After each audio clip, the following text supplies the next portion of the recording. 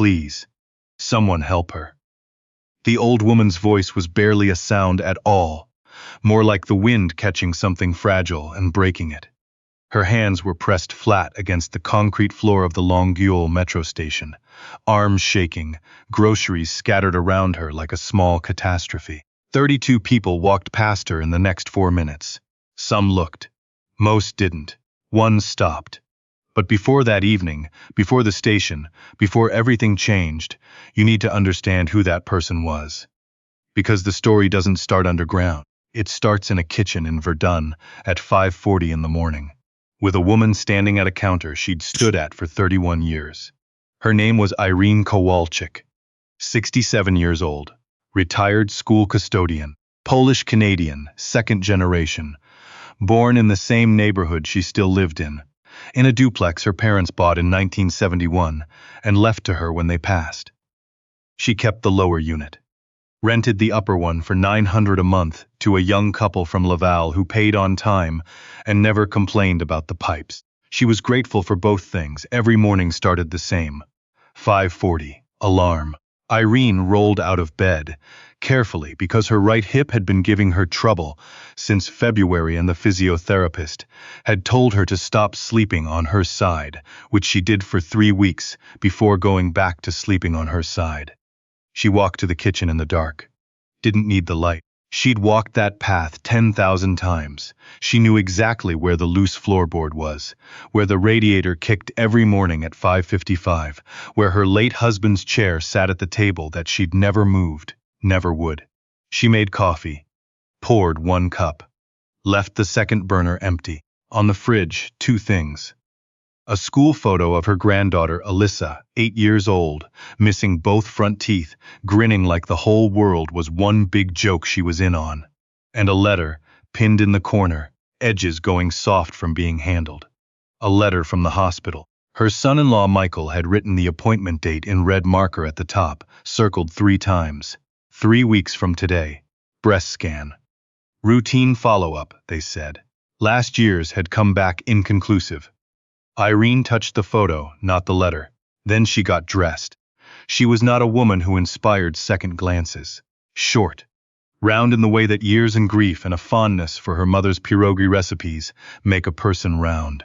Hair gone entirely white since her husband Tadeusz passed 4 years ago. She wore the same kind of clothes she'd worn to work for 30 years, practical, dark, built to last.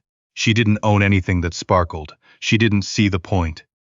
She had learned, somewhere in her 60s, that the world had a way of looking through women who looked like her. Not cruelly, usually, just through, like she was glass, like she was a part of the background. She had also learned that this was fine. She had other things to worry about. Tuesdays were her grocery day. Every Tuesday, same route. Walk 6 blocks to the Jean Talon bus, take it south to the Montreal Metro. Pick up the specific yogurt her daughter liked from the IGA on St. Charles, stop at the bakery 2 doors down for a baguette, take the bus home. Her daughter Lena lived 4 blocks from the IGA. Irene had started doing this run 6 months ago, after Lena's second maternity leave ended, and Michael started traveling for work again, and Alyssa needed picking up on Tuesdays, and something always needed doing. Irene never asked if she was needed. She just showed up. That's what her own mother had done. It seemed like the right thing to keep passing on. It was early March, Montreal, the kind of cold that had already done its worst but hadn't quite agreed to leave yet. Ice in the gutters, salt on every sidewalk, that particular gray of a sky that can't decide if it's finished with winter or not. Irene had her good boots on, the ones Tadeusz had bought her the last Christmas he was well enough to shop. She wore them carefully. She intended to wear them until they gave out. She got to the metro by 2:10, did her shopping, stopped at the bakery, talked for 7 minutes with the woman behind the counter because they always talked. Had for 3 years, ever since Irene had complimented a tray of almond croissants, and the woman had given her one for free and called it market research. Irene bought 2 baguettes, one for Lena, one for herself. She was heading back toward the metro entrance when it started to rain. Not dramatically, Just that thin, cold, miserable rain that comes in off the St. Lawrence in early March and goes straight through whatever you're wearing. Irene pulled her coat tighter, picked up her pace. Her hip protested. She made it down the stairs. That was when her right boot caught the edge of the bottom step, the one with the metal lip worn smooth from 10,000 feet. And she went down. Not slowly. All at once. Groceries first, then her knees, then her palm out to catch herself, then her shoulder. The baguette rolled. The yogurt container cracked against the tile and held, barely. Irene sat on the floor of the Montreal Metro station at 2:43 in the afternoon and understood, with complete clarity, that she could not immediately get up. Her hip was screaming, not broken. She knew what broken felt like, had cracked the same hip 6 years ago on her front steps, but badly wrenched. Her palm was bleeding from the tile. Her shoulder ached in a way that would be worse tomorrow. She pressed her free hand flat on the floor and tried to push herself up. Her arms shook and gave. Please, someone help her. People kept walking. The station was not empty. It was mid-afternoon Tuesday. Transfer point, decent foot traffic, a man in a parka. 2 university students, earbuds in. A family with a stroller, the mother glancing down, glancing away. A woman in a business coat who pulled out her phone as she passed, as if the phone was the thing that had required her attention at that exact moment. Irene did not cry out again. She had too much dignity for that, and also too much stubbornness, and she was not sure those were different things. She sat on the floor and she tried again slowly to get her feet under her. Her hip sent a message that was not a suggestion. He almost didn't see her. His name was Dwight Osei-Mensah, 63 years old. Semi-retired carpenter from Côte d'Ivoire.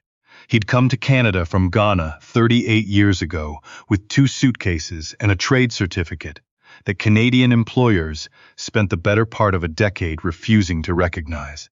He'd built his skill set from scratch in this country. Apprenticed at 32, journeyman at 36, ran his own small crew for 15 years, retired the crew when his knees told him to, but kept doing finish work alone because finish work he could do sitting down if he needed to. Trim, molding, cabinetry, careful, detailed, quiet work. He had a granddaughter too, name of Edwoa, 6 years old. He picked her up on Tuesdays. He was running 12 minutes behind because the 45 bus had been 12 minutes behind, and the Metro was the faster option, and he was moving through the station at a pace that was faster than his knees officially approved of. Head down, calculating. If the green line is on time, I can still make it to the school by 3:15. Edwoa hates waiting at the gate. She doesn't say so, but she does. He almost walked past Irene the way everyone else had. What stopped him was not the sound of her voice. He was too far away when she called out. It was the grocery bag. The baguette had rolled against the base of the stairwell railing and stopped there, wrong and abandoned. And Dwight's eye caught it the way your eye catches something out of place when the rest of your brain is occupied elsewhere. He stopped, looked, saw her. He crossed to her in 3 steps. Hold on, I've got you. He didn't ask if she was all right. She was clearly not all right. He crouched down beside her, put his hand on her arm. She flinched slightly, the reflex of someone who has spent a long time being invisible and is startled by being seen. I'm going to help you stand, but slowly, don't rush it. He looked at her face, checking. Can you tell me where it hurts? Hip? Her voice was controlled. Right side, I've done this before. It's not broken. I can't seem to. That's fine. We'll go slow. He repositioned himself, took her weight properly, and helped her to her feet the way he'd helped his own mother to her feet. The year she turned 82, the last winter, she was well enough to walk without the frame. Patient. Steady. Not making a fuss of it, which Irene would have hated, and which he somehow understood without being told. She was standing. Shaky but standing. He gathered her groceries. The yogurt had survived. The second baguette was fine. He handed everything back to her one item at a time. Thank you, she said. I'm sorry. I know you were. I wasn't in a hurry. He was, slightly, but that was no longer the most important thing. Is there someone who can come get you? Or I can wait with you until... I'm fine. She said it reflexively, automatically. Then she paused. Her hip said something she couldn't ignore. Actually, she said more quietly, I'm not entirely sure I can manage the stairs back up alone. Then I'll come with you. She looked at him for a moment. Something measuring in her expression, not distrust exactly, but the carefulness of a woman who had learned to be careful. Then it softened. Irene Kowalczyk, she said. Dwight. He picked up the baguette she hadn't been able to hold. Let's take it slow. He missed the metro. He walked Irene up the stairs one at a time, matched his pace to hers. Stood with her in the shelter of the station entrance while the rain thinned out. Called her a cab when it became clear her hip wasn't going to cooperate with a bus. Stewed on the curb until the cab came. His granddaughter was waiting at the school gate when he finally arrived, 17 minutes late. Adwoa had her backpack on both shoulders and her arms crossed and the expression of someone being extremely patient in a very loud way. You're late, Grandpa. I'm sorry. He crouched down. I stopped to help someone. Adwoa considered this with the gravity of a 6-year-old evaluating moral decisions. Was it an emergency? A small one. Okay, she said. That's acceptable. He had no idea that somewhere across the city, Irene Kowalczyk was already on her phone, telling her daughter what had happened. He had no idea that her daughter Lena was listening, with her hand pressed over her mouth and tears pricking her eyes for reasons that had nothing to do with a fall in a metro station. He had no idea about any of it. He went home with Adwoa, made her a snack, sat at his kitchen table while she drew, and forgot about it by dinner. He forgot about it the way you forget something that costs you nothing, because to him, it had cost him nothing.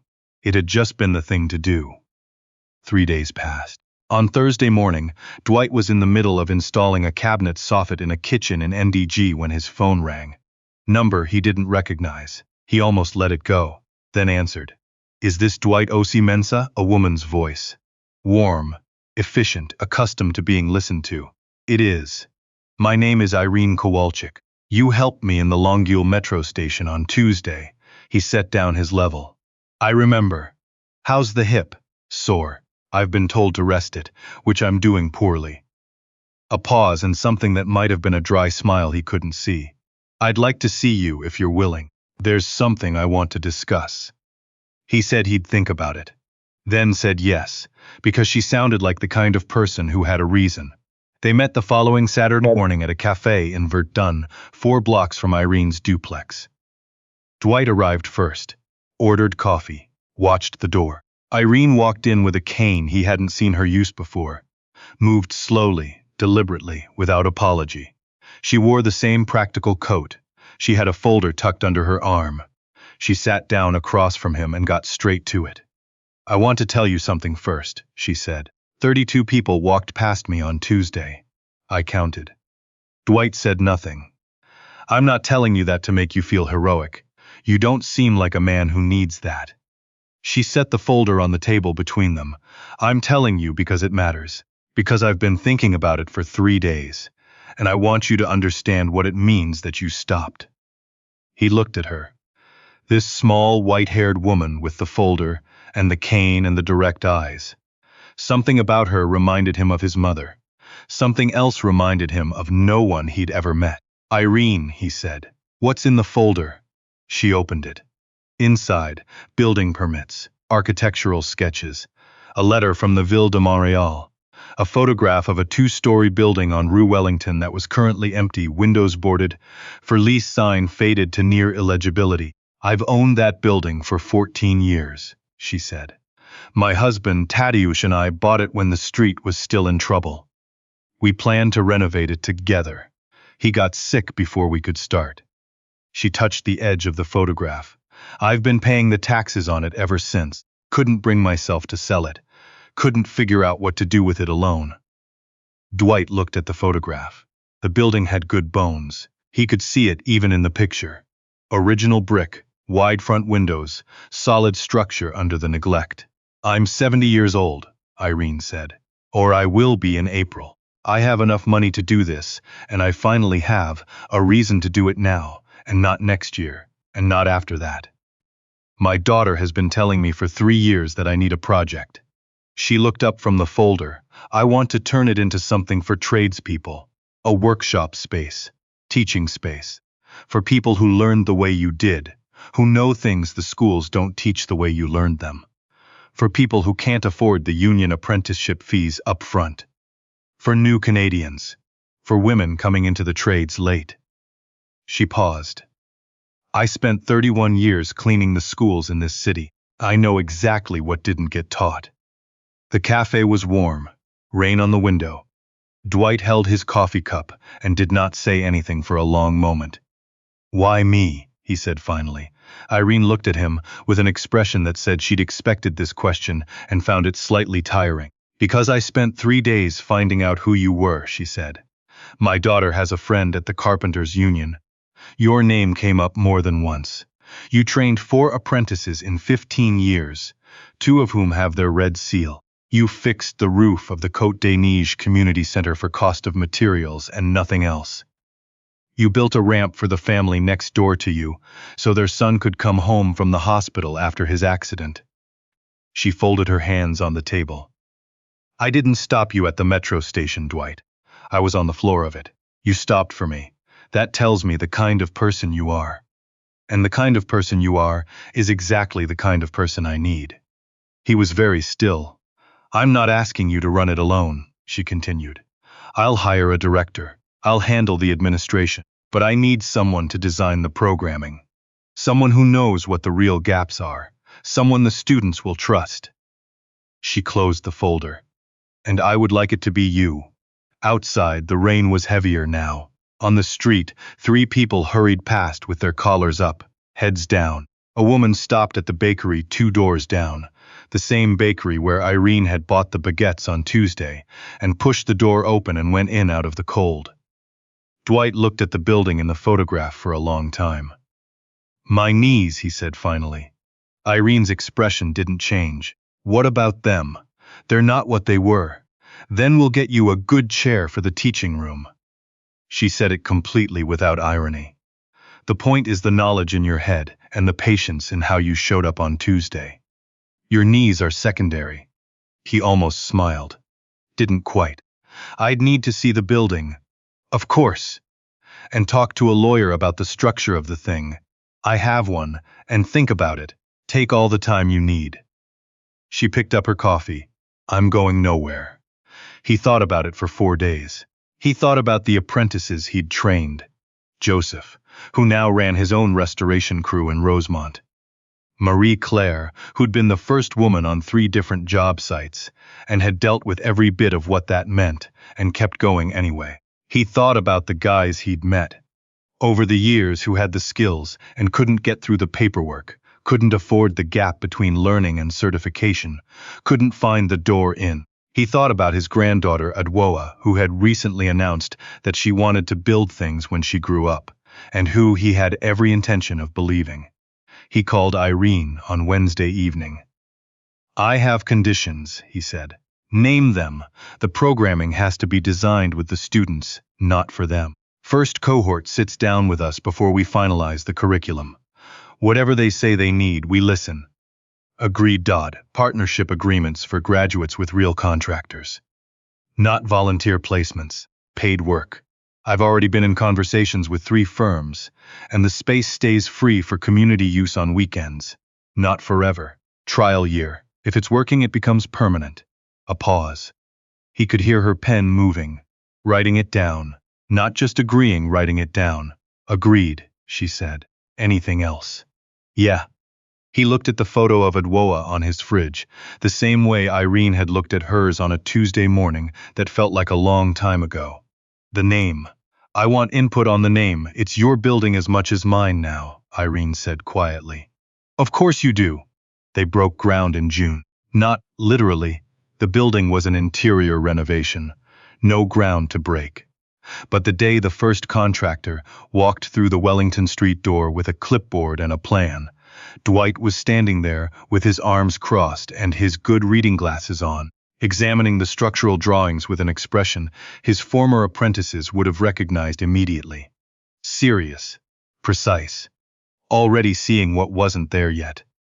Irene stood beside him with her cane and her folder, and the same directness she'd brought to the cafe in March. The building took 4 months. Dwight was on site 3 days a week. He did no lifting. His knees were not interested in that compromise, but he ran his eye over every joint, every finish, every threshold. He had opinions about the workshop lighting that the electrician ultimately agreed were correct. He had feelings about the cabinet hardware that he kept to himself because the project was not actually about cabinet hardware. By October, Wellington Street had a new sign. It was simple. Clean. Black letters on cream background. The kind of sign that doesn't need to be loud because it's sure of what it is. Rue Wellington Trade Center, funded by the Kowalczyk-Tadeusz Foundation. Program designed by Dwight Osei-Mensah. Below it smaller, because the skills that built this city deserve to be taught. The first cohort started in November. 18 students. A woman of 54 who'd spent 20 years in retail and wanted something she could build with her hands.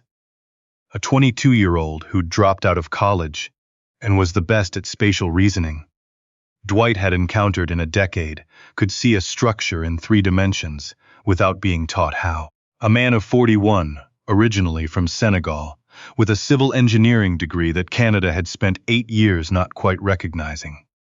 2 women who'd come through the shelter system and needed a trade and a reference and a year of people taking them seriously. Dwight sat at the front of the teaching room on the first day. Good chair. The one Irene had picked out matter-of-factly, the way she did everything. He looked at the 18 people looking at him. He thought about a girl at a school gate with her arms crossed, being extremely patient.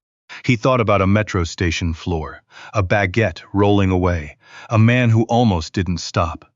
"I'm not going to tell you this is easy," he said. "The trades are physical. They're demanding. There are days your body is going to argue with you, and you're going to have to decide how to answer it." He paused. "But here's what I know. Nobody in this room lacks ability. You may lack credentials, or time, or money, or someone who took you seriously before now. Those are different problems, and they have solutions. We're going to find them together." The 54-year-old woman in the second row pressed her lips together tightly, not to stop crying. To stop smiling too, obviously. Irene stood at the back of the room, folder in hand, watching. She wasn't crying either. She was looking at the room, the way a person looks at a thing they had almost never built, and then built anyway, because one Tuesday in March, something that had almost been tragedy had turned into something else instead. She was looking at it the way Tadeusz would have looked at it, if he'd been there. She thought he'd have liked Dwight. She thought he'd have liked all of it. On the wall near the door, 2 things in frames. First, the original permit application for the building. Signed by Irene and Tadeusz in 2009, the year they bought it, before the illness, before everything. Filed and never used and kept in a drawer for 14 years. On the glass, a small plaque. Some things take time. Second, the napkin Irene had found in her grocery bag when she'd finally gotten home on that Tuesday. She'd unpacked everything slowly, hip aching, sitting on the kitchen chair. The yogurt, the baguette slightly bent, and tucked inside the bread bag in a way she hadn't seen him do. The napkin from the cafe counter at the station entrance, folded once, with 3 words written in a carpenter's precise handwriting. Take care now. He hadn't signed it. He hadn't needed to. By spring, 14 of 18 students had earned at least 1 trade certification. 6 had been placed in paid positions with Whitmore and Associates, a restoration firm that had been looking for exactly the kind of careful, skilled people the program was producing. The 22-year-old with the spatial reasoning got a full apprenticeship offer and a note from the foreman that said, simply, "This one's the real thing." The man from Senegal sat his Red Seal exam in April. He passed. Irene drove to pick up his results herself. She didn't have to. He had a car. But she wanted to, so she did. She handed him the envelope in the parking lot of the assessment center on a gray April morning, and he stood there holding it for a moment before he opened it. Then he looked up at her, and she nodded once, and he put his hand over his eyes. Dwight heard about it that evening. He was in the teaching room, alone, going over the next week's materials. His phone lit up with a photo from Irene, the man from Senegal holding his results letter, eyes full, grinning. Beside him Irene, small, white-haired practical coat cane, grinning just as wide. Dwight sat back in his good chair and looked at that photo for a long time. On a Tuesday the following March, exactly 1 year after the metro station, though no one had planned it that way, Dwight was walking back to his car after a late session when he saw her. Young woman, early 20s, sitting on the front step of the building next door to the center, the one that was still empty, still boarded. Jacket not heavy enough for the night. A phone in her hand with the screen dark. The particular stillness of someone who has been sitting there long enough to stop expecting anything to happen. Dwight stopped. He thought about his own body at 63, and the cold, and the 9-minute walk to his car. He thought about 32 people in one. "You doing okay?" he said. She looked up. Guarded, the way Irene had been guarded, the way so many people are guarded when someone pays them attention they weren't expecting. "Bus isn't coming," she said. "Apps showing canceled." I'm figuring it out. "Where are you trying to get to?" she told him.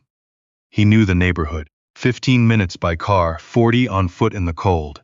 He reached into his jacket and held out a card. Not Irene's, his own. Wellington Street Trade Center. Dwight Osei-Mensah, program lead.